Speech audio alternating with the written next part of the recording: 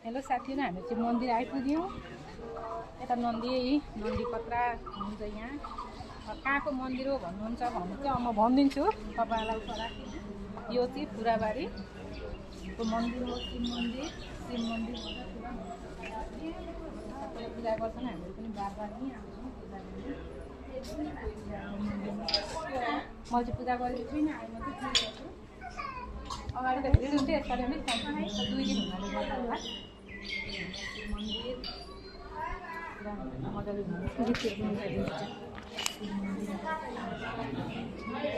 यता छोरी पनि आएको थियो।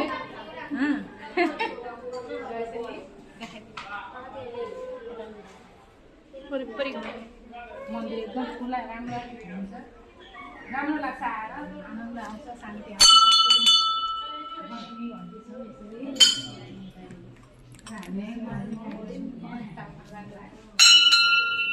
त्यत्रो अग्ला थिइनँ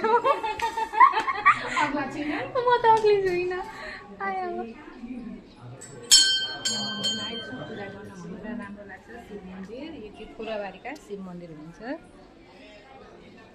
सबैजना आउन सक्नुहुन्छ। हस्त साथीहरू।